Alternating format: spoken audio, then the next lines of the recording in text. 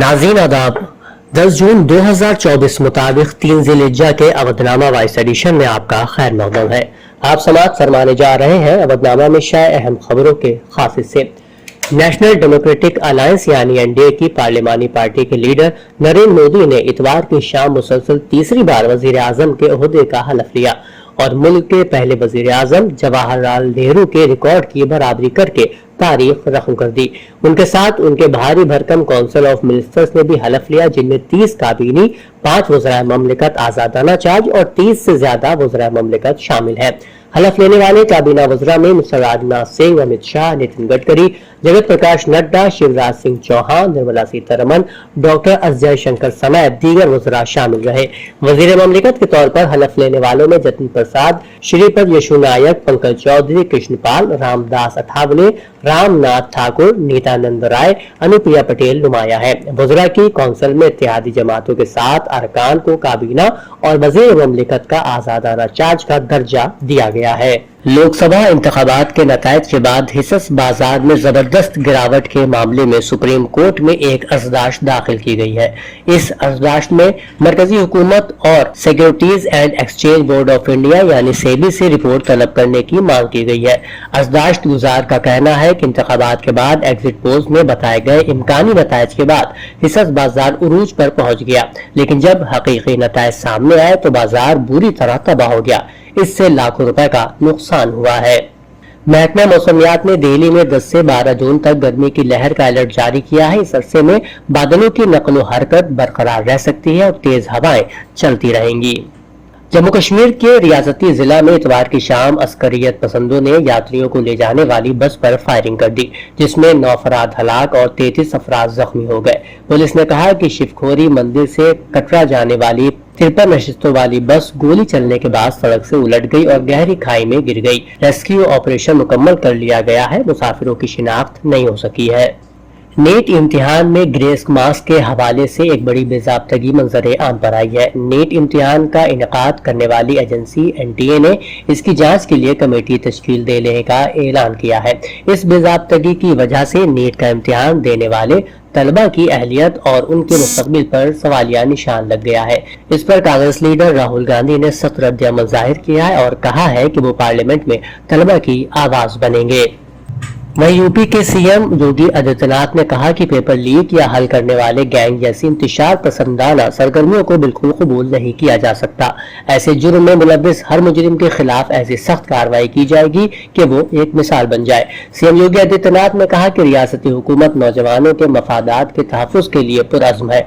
हर नौजवान की मेहनत, ज़हानत और टैलेंट काबिल कद्र है। वज़ीर आला ने पेपर सेट करने से लेकर एमआर शीट स्कैनिंग और रिजल्ट की तैयारी में मुख्तलिफ एजेंसियों की मदद लेने की भी हिदायत दी है। वज़ीर आला ने कहा कि तवक्को है कि सिलेक्शन कमेटी इम्तिहानात के लिए कैलेंडर वक्त पर जारी करेंगे और इस पर सख्ती से अमल करेंगे। उत्तर प्रदेश के रायबरेली और अमेठी पार्लिमानी हल्के से हाल ही में कांग्रेस पार्टी के मुंतखब एमपी राहुल गांधी और किशोरी लाल शर्मा की तारीखी जीत के बाद यहां की आवाम का शुक्रिया अदा करने और उनसे रूबरू होने प्रियंका गांधी और सोनिया गांधी समेत पूरा गांधी कुनबा आइंदा मंगल को एक अवामी रैली से खिताब करेगा। इस मौके पर गांधी परिवार के साथ ही अमेठी के नवमुंतखब एमपी किशोरी लाल शर्मा भी होंगे। लखनऊ शहर में जल्द ही 13 नए रूट्स पर रोडवेज बसें चलना शुरू हो जाएंगी। इनमें चंद्रिका देवी मंदिर, मोहान, मलियाबाद वगैरह शामिल है। रोडवेज ने महकमा ट्रांसपोर्ट को एक तजवीज देकर परमिट के लिए भेज दिया है। इस माह स्टेट ट्रांसपोर्ट अथॉरिटी की मीटिंग में परमिट मंजूर होते ही बसें चलना शुरू हो जाएंगी। और नामा में शायद जहानुमा खबरों के मुताबिक इसराइल की गजा की पट्टी पर फिजाई, जमीनी और समुद्री रास्ते से शदीद हमला मुसलसल जारी है। हालिया हमले में 200 से ज्यादा फिलिस्तीनी हलाक हो गए हैं। वहीं जंग से तंग बेघर होने वाली आबादी में खौफ हिरास फैला हुआ है। वजारत ने कहा है कि उन हलाकतों में सबसे ज्यादा हलाकतें इसराइल की जानिब से नसीरात पनाहगुजी कैंप में फौजी जारियत की वजह से हुई है।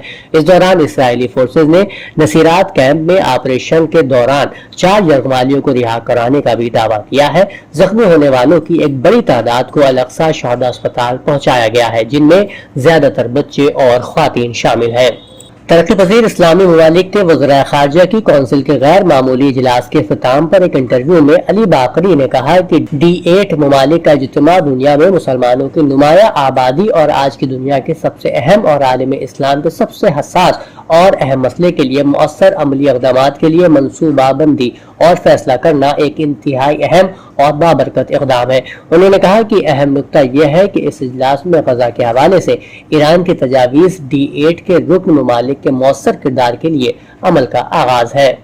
ईरान के इलेक्शन कमीशन के तर्जुमान ने 14वीं सदारती इंतखाबात के लिए अहल उम्मीदवारों के हतमी नामों का ऐलान कर दिया है। इस ऐलान की बुनियाद पर मुस्तफापुर मोहम्मदी, सईद जलीली, मोहम्मद बाकर कालिबाफ, अली रजा जाकानी, अमीर हुसैन खाजी, ज़ादा हाशमी और मसूद पिज़िश्कियान के दरमियान मुकाबला होगा।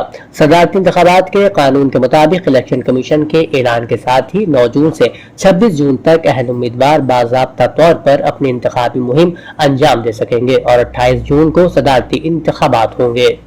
हमास के ज़राए ने इस बात की तरदीद की है कि मिस्र और कतर ने तहरीक के रहनुमाओं को मुतला किया है कि अगर वो इसराइल के साथ मुआहदे को मुस्तरद करते हैं तो उन्हें गिरफ्तारी का सामना करना पड़ेगा। अमेरिकी सदर बाइडेन ने कुछ रोज कबल तजवीज़ पेश की थी और हमास से उसे मानने का मुतालबा किया था। जंगबंदी की बातचीत से वाकिफ हुक्काम ने इंकशाफ किया है कि दोहा और काहिरा ने हालिया दिनों में हमास के रहनुमाओं को मुतला किया था कि अगर वो इसराइल के साथ जंगबंदी पर राजी नहीं हुए तो उन्हें मुमकिन गिरफ्तारी का सामना करना पड़ सकता है।